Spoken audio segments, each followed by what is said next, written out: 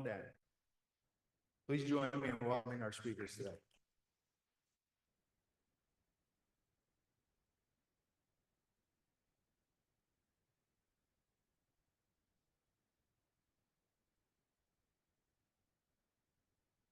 Good morning. Before we get started, can we give Nate a hand? He ran 10 miles to benefit the Ark in August. I should add that they were consecutive, the 10 miles. That's the important part of the 10 miles. So thank you for having us. My name is Jim. We love talking about the Ark and this movement that began here in York County in 1952. And what the Ark is all about is inclusion, independence, and respect for people with intellectual and developmental disabilities. So for the next maybe 7 minutes, I'm going to give you 72 years of our history. So hold on. I got about a minute a decade. So because really the arc of York and Adams County's history really mirrors this national movement that began in the early 1950s and how people here and across the country perceive people with disabilities. So we'll start back in clicker works.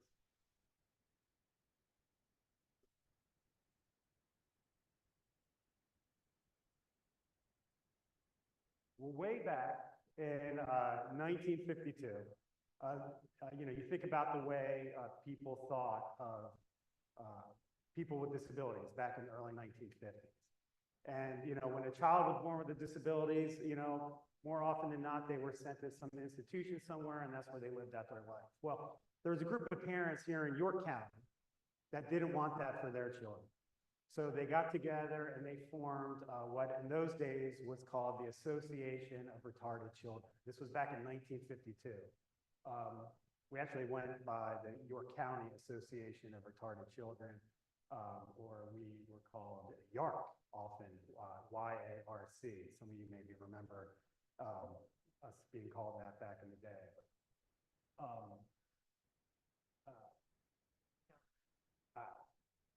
Yeah, all right. So there we go. That's where we were. We were the Association of Retarded Children back in 1952. And that same group of parents that formed us, they were incredible people that they actually, to raise money in the early 1950s, they went door to door with cans. And one evening in 1954, a group of about 10 board members, 10 parents, raised over $30,000. I mean, if you did that today, that would be amazing. And they did that back in the early 1950s. So if we fast forward another 10 years, that says 1962 at the top. That same group of parents started the very first summer camp for kids with disabilities right here in York County. Some of you may have heard of it, Camp Penwood. Has anyone heard of Camp Penwood? Hey, all right. Has anyone been to Camp Penwood? Has anyone worked at Camp Penwood? All right, we almost had, yeah, 2 out of 3. So Camp Penwood, and Josh will talk a little bit more about more of the details of our programs in a minute. But back in 1962, camp opened. It was a summer camp for kids, and actually in those days also adults for disabilities. And it was your traditional summer day camp. I mean, it's really cool when we look back at pictures from those days.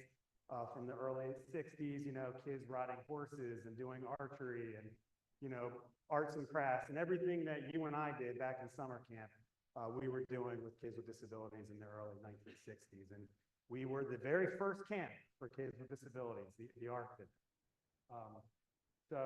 This is, if anyone recognizes, this is the very first Camp Penwood staff in 1962. So today our staff is made up of mostly college students who, maybe they're studying special ed and they're home for the summer, or they're wanting to get into the disability field when they graduate. So it's a great experience for both our staff and for our campus. These were the pioneers of Camp Penwood right there. So moving on, another 10 years, 1973, those original kids, they're now 21 years older. It kind of seems silly to call ourselves the Association of Retarded Children when we were helping people of all ages. Our programs expanded to people of all ages and to show the adults in our program some respect We changed our name at the national level to the Association of Retarded Citizens. I think we still went by YARC, as beautiful as that name is, we went by YARC because the C was still there, but instead of children, it was citizens. In the early 90s now, there's something called, in the disability world, you never call somebody a disabled person. You always put the person first. So you would say person with a disability, right? That's just a way to show they're a person before their disability. Well, our name, the Association of Retarded Citizens, was not person first. So in 1991, we changed our name, and believe it or not, since 1991, we have not had an acronym as our name. We are simply the ARC. It is 2024, and people still think we are the association of. They still think we are simply ARC, or capital A, capital R, capital C. The R and the C are not an acronym anymore. We are simply the ARC, and we're never the capital A, capital R, because people first. We don't want anyone to think that we're disrespecting. 2008, moving on a little bit more, we stopped using the R word. That's not just here in York County, that's everywhere. And that really was spearheaded by the people at the ARC of the United States and the Special Olympics of the United States. They really fought hard to change that. You don't see the R word anywhere. Another reason we don't want people to think that our name is an acronym, because the R does not stand for what we think it stands for. And we now use the phrase intellectual disabilities instead of the R word. You probably hear that all the time now. But that change began in 2008. Big news, a year ago, a group of board members from the ARC of Adams County approached the ARC of York County and said, hey, you guys are doing something special over there in York. We kind of like what you're doing. We think that what you're doing could benefit the folks here in Adams County. And they asked if we could merge. So as of a year ago, the ARC of York County and the ARC of Adams County merged, and we are now the ARC of York and Adams County. So the ARC is now serving more people than we ever have. We opened an office in Gettysburg about a year ago exactly. We also have an office in Biglerville so that we can better serve the Adams County community as well as the York County community. So what are we today? Our mission hasn't really changed a whole lot in 72 years, 72 years. We are committed to securing for all persons with intellectual and other disabilities the opportunity to choose where and how they learn, live, work, and play. And really, that's what we all want, right? We want the ability to make our own decisions about our life. And people with disabilities want the same thing, and the ARC works side by side those people to help them achieve that goal. So I have a short, did I do it in like 7 or 8 minutes? Close. 72 years right there. Got a 3-minute video I'd like to share that kind of captures, I think, the essence of what the ARC is all about. And it's about our friend Jewel and Jewel's mom. Jewel is a participant of our after-school program as well as Camp Penwood, so you'll actually see, for those of you that haven't been to camp, you'll see some footage up at Camp Penwood. And Jewel came to the ARC as a shy teenager who just wanted to be included. And in her short time at the ARC, she's been with us for a few years. She's really blossomed and changed. And this video, I think, shows that. So here we go. See if this works. Sound. The sound, I think, is off.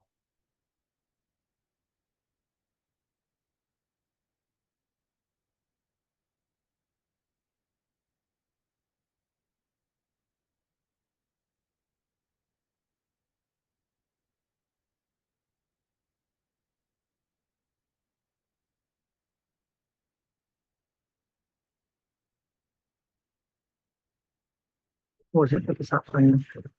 Now I hear you off the laptop.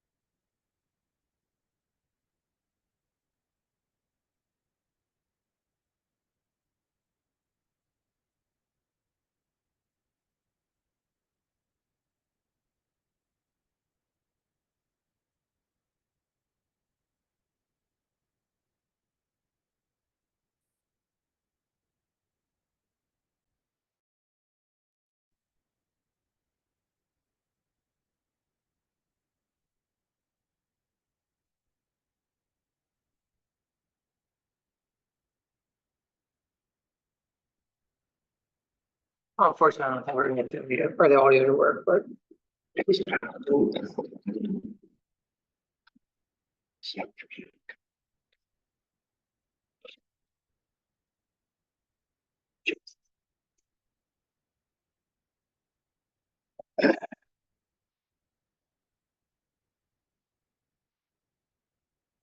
Okay, again, if we can go on to the next slide, that would be just fine. I'll tell you a little bit. I'm going to talk about camp anyway, so I can give you a little bit of explanation there. Thank you.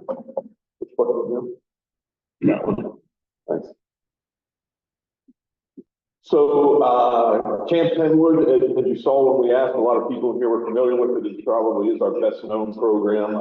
If you're familiar with the Ark, you're probably somewhat familiar with Camp Penwood. 1984, I was young, and I was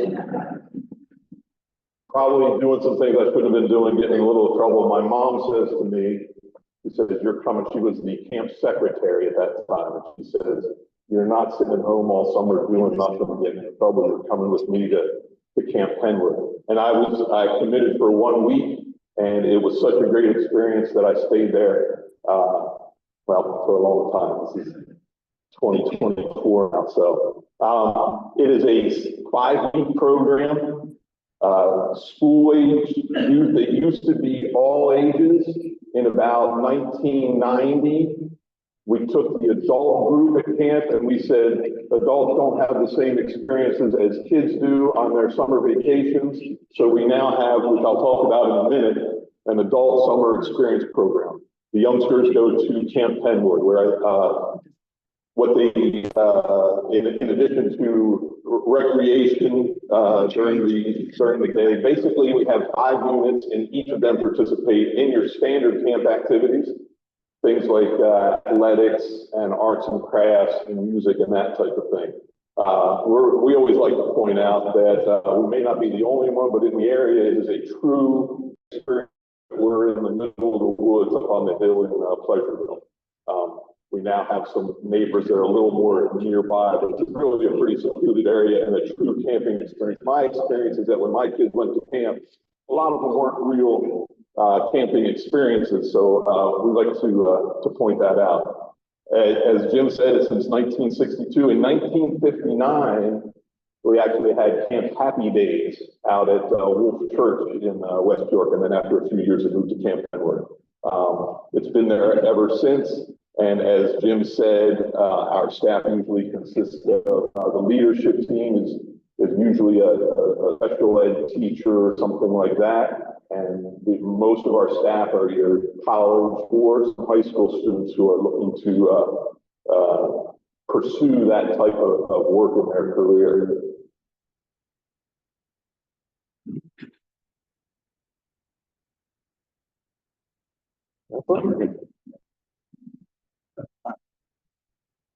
Advance here. We think it's not sure. Okay. He wasn't advancing at all. I remember we had to go back out because we must put this on. Try it now.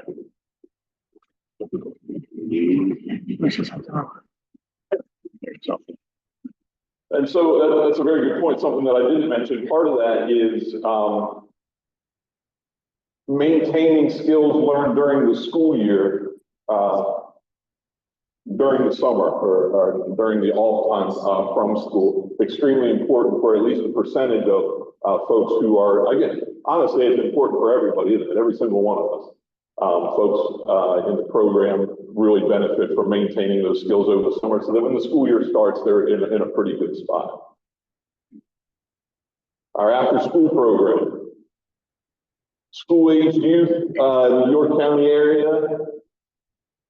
As you're probably aware, the school day ends. Many parents are still, their workday doesn't end when the school day ends. So the purpose of this program is to provide activities from about 2:30 in the afternoon until 6 o'clock at night, so folks can, until parents can are finished working, can come pick up their students.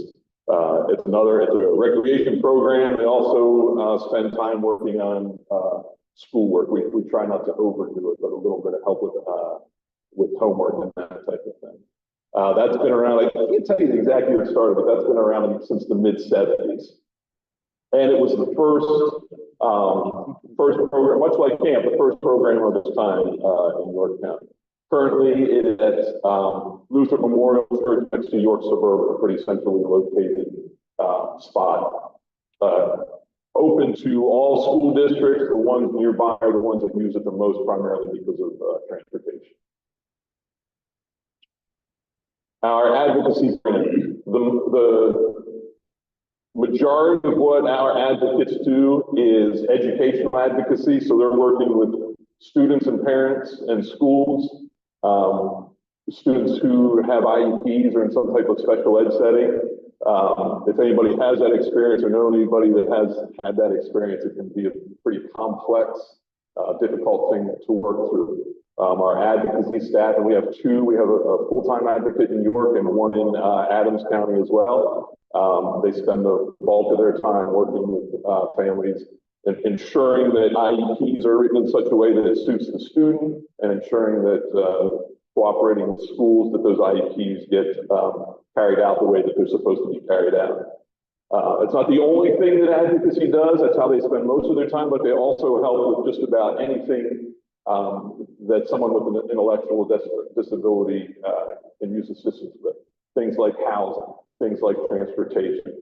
We don't provide transportation. We don't have a transportation service, but advocates can help coordinate with public transportation and any other services that are available. Those are the three biggest things that I think folks find the most helpful. School to work. You heard Jim mention Penn Employment Services. It has really changed a lot in recent years. Penn Employment works with OVR, the Office of Vocational Rehabilitation, which is part of the Department of Labor and Industry. That's where we receive our funding for school to work transition services. A while back, when I was in Penn Employment, we did a little bit of work with school to work transition students, and most of our work was with adults who were no longer in school and who were actively pursuing employment or needed help maintaining employment. With changes in funding, it has really changed so that the majority of the work we do now is transitioning students who are nearing graduation, gaining work skills, and when the time is right, actual job placement and on-the-job training. That can include everything from assistance with filling out applications and learning how to do interviews, to actually spending time on the job site with the student and helping them learn how to do the job tasks, as well as all the employment related, the social aspects of it, everything related to employment. You have that support of the job coach, is what they're called, employment training specialist or job coach. You may have heard that term. As a student on the job site learns how to do their job, the job coach gradually spends less time on the job site, allowing them to work more and more independently, but is available to provide support in the long term. As we all know, jobs can change, job requirements can change. So that support is always available as long as the person is employed. Getting the job, again, just like for the rest of us, getting the job is one piece of it. Getting the right job and maintaining it in the long term, that's a whole different thing. So we provide assistance in each of those areas. Any questions so far on any of this? Please don't hesitate to ask if you do. Okay.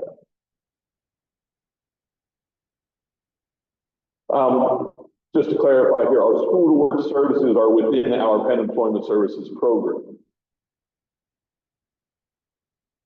PAVE, I told you about. PAVE is Penwood Adult Vacation Experience, and that's the adult group of what used to be campers who now, we take 1 week in June and they plan a week of day trips. So they meet up our camp program and then they go and they do things like they visit Zoo America, or they go to Gettysburg for the day. All the best of the local places that you might think of for a day trip, and we try to change it up a little bit every year. That went along with, while it's still important, 15, 20 years ago, there was a very strong effort to ensure that everything that we do is age appropriate. And that goes back to what I was saying about, adults don't go to day camp, so let's plan something different. That's how that came about. And what you'll hear, as Jim said earlier, what you'll hear now is choice. Making your decisions and having the support to make decisions for yourself instead of other people telling you what to do and where to go. It really is that basic. Agency with choice. I could take 25 minutes to talk about agency with choice, and there'd still be more to talk about. So let's just say that in-home and community services, and this goes a long way towards the institutionalization stuff that we were talking about before. There's also in recent years been a strong movement towards deinstitutionalization, closing the state institutions. I'm happy to say that I believe we're down now to 2 statewide that are still functioning. The rest have been closed and people have moved into more community-oriented settings. Agency with choice, not to get too far off track here. Agency with choice provides the services so that people can live either in their home or in a family member's home rather than living in an institution. So it's support in just about anything you can think of. Planning, medical services and appointments, assistance with that, independent living. Our staff can work with someone to just in their home to learn how to do, whether it's laundry or cooking, anything that would help you to live a more independent lifestyle. That is currently our biggest service. We currently serve about 350 people in that program. And it has been, the last decade has just expanded with the trend being more towards independence and in-home and community. That program has just taken off. So it's not only our largest program with the largest amount of revenue, but it's a program that we serve, in which we serve the most people. The interesting thing about, one of the interesting things about agency with choice is that we have about 300 staff in that program.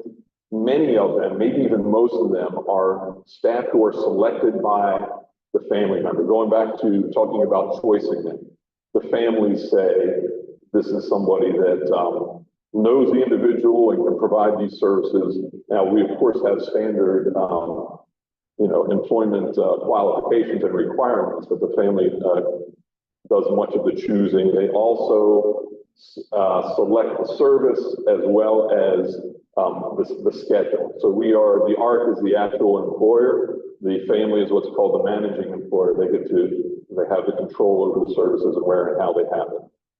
And that's why the name is agency with choice.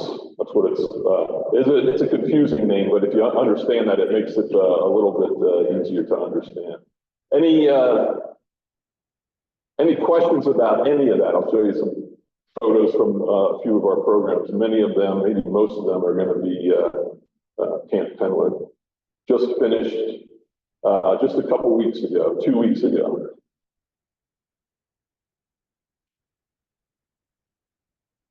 At the end of the chapter, you have to get something.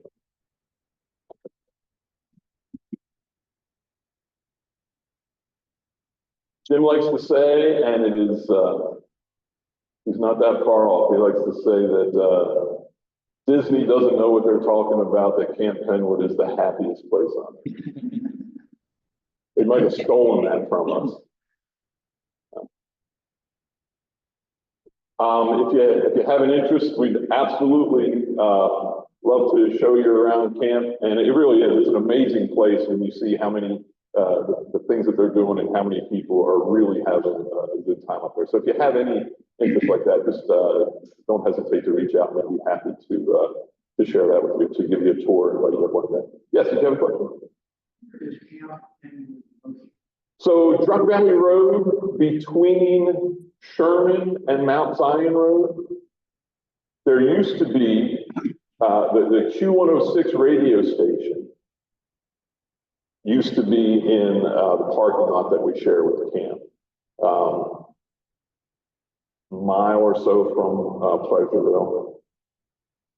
So yeah, I'd say it's probably a little closer to Sherman Street, but do you know where Drunk Valley Road is on top of the hill? I don't know how many folks are from around here. If you go up Sherman Street towards Pleasureville, Truck Valley Road is a right-hand turn towards, you're going towards Rocky Ridge and stuff. But before you get over to Mount Zion Road, there's a right-hand turn called Radio Road, and we now have a Camp Kenwood sign up there. So if you're in that area, take a look out for it.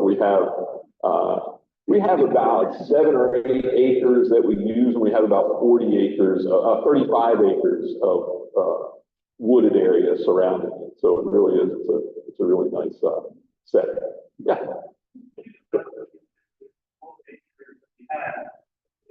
In 1962, the county of York leased that land to us for $1 a year. And we still have that same lease, so for $62, we can help Canada, stamp vacation, pretty good news. Yeah.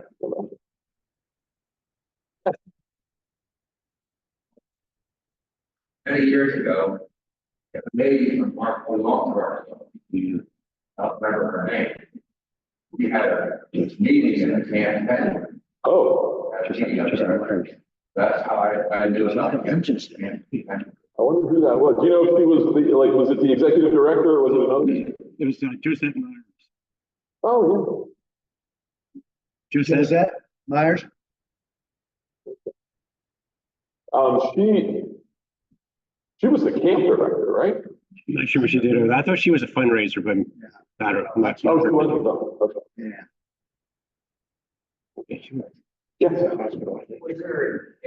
Again, this is the acronym, there's no different than the name. I think, yeah, I can't explain why they decided to do that. Yeah, but you know, if either of you start going through the history of it, you know, again, you start to think about, okay, that was Right, as soon as you read it, yeah. Yeah. So no, we talk about that all the time. Well, if we were trying to get away from ARC, why did they use ARC for the name? It's a very good question. I guess to keep that, to keep the recognition, but Jim started out by saying that because everywhere we go, people who are familiar with the organization, people we work with all the time. I still, just yesterday, somebody sent me a contract and it was written that way. So we say it any chance we can get, but no, we don't have a good explanation for why the 3 letters that they use to make the word are the R.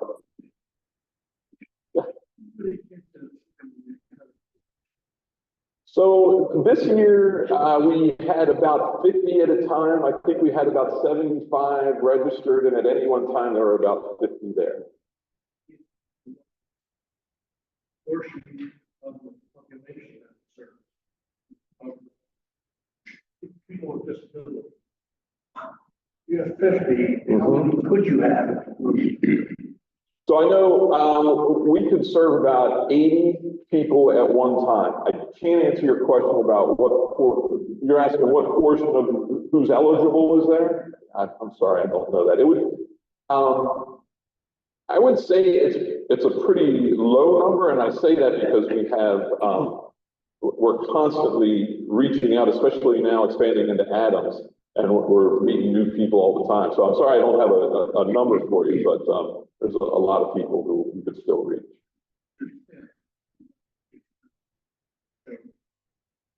The ratio, staff to students. Typically 3 to 1. Yeah. We have, once in a while, we have campers who really require more than that, and sometimes we'll provide 1 to 1. It's difficult, while we try to serve everybody, with it being a camp setting and a camp format, it's not for everyone. Somebody has, behaviors that are disruptive enough to a whole group, then we really won't be able to serve them there. But in some cases, we have 2 to 1 or even a 1 to 1 staffing ratio when necessary. Yeah. We just remind people that we were the first, and it's a camp now. There are, most of you have probably heard of Leg Up Farm. They have quite a facility out there, and we have folks who attend both or one or the other. So I would say, I honestly, and I don't know that everybody agrees with me on this, but in our line of work, I don't think too much like competition. It feels more like everybody's a cooperating entity. And even if some people go there instead of here, we're reaching as many folks as we can possibly reach. I won't tell you that there's zero competition, but really we're looking at it as more of a networking and helping each other kind of thing, which I think is a little different. Yeah.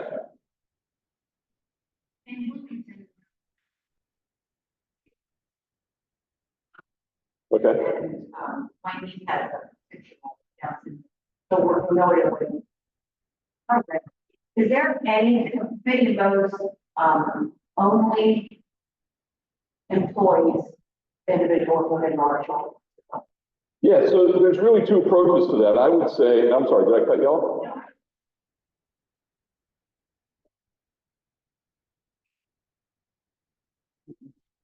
So, right, so I know I don't know the ratio, but I know that Leg Up Farm has Leg Up Farmers Market, and they employ quite a few people with intellectual and developmental disabilities. Our employment program takes a different approach, with the idea being to, and I'm not disparaging or attempting to disparage any other program or group, but what we look at is to get folks as integrated into the community as possible, so that, in other words, our employment program wouldn't place a group of people in an enclave type of thing. That's the word I'm thinking of, is an enclave type of thing, because the idea is to have everybody as integrated in the community as possible. But in addition to Leg Up Farmers Market, I can't think of another one in the area, but I think that goes along with what you're saying. Yeah.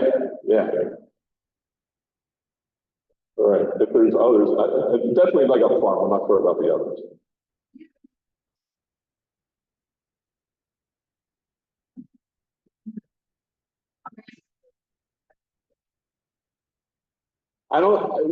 For camp, we started at 15. I don't know that we have any other, I don't know that we have any other activities where someone of that age could volunteer, but at camp, we do start at 15 for volunteers. Yeah. Right, we have a number of them, 300 employees to do the in-home service. That's right. And Is that Adams in York County? that's Adams in York County. Well, that's a good question. The rest of the organization is 30 more people. So it's, at any given time, we have about 350 total employees, and 300 plus are in that one program. And it's interesting because it's kind of the trend of the future, in the sense, well, it's the trend of now and the future, in the sense that it's, I talked about community integration and one-to-one services, people living in the community and participating in the community. That has been, I want to say, about 2008, 2007, that we started that service, and in the last 10 or 15 years, it has just taken off. And, we haven't had, in our history, we haven't had another program that has served that many people at one time. And the reason is because that's where, especially with deinstitutionalization, that's where everything's going in the future. Going back to choice, you live either in your home, or you do live in your home, and then you participate in your community, just like the rest of us do. And that's the idea, is to get it as close to what everybody else is doing with their life, to provide that opportunity. Did I forget anything, Jim? I really appreciate your questions, and thank you very much for your time today and for inviting us here.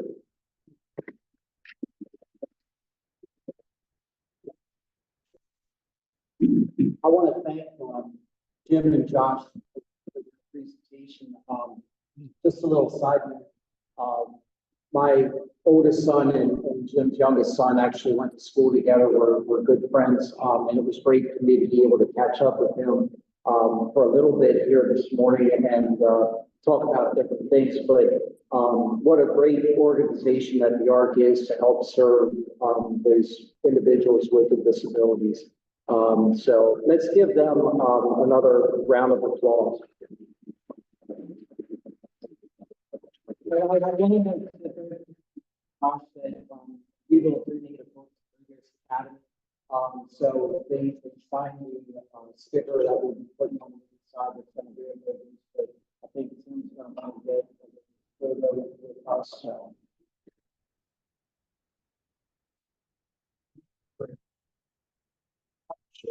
Yeah.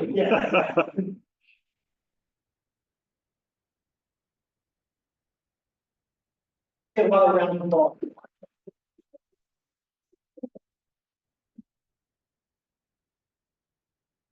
Okay, does anybody have anything else for the good of the order?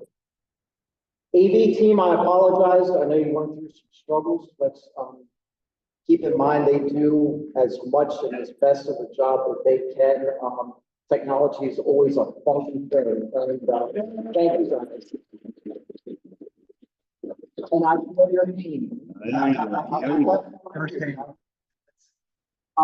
hope everybody has a great week. We'll see you here again next week. Don't forget, it still needs more golfers, sponsorships, things like that. So, do what you can as far as bringing in some of that money for us. All right, thanks, guys. Battery's set up pretty well on this.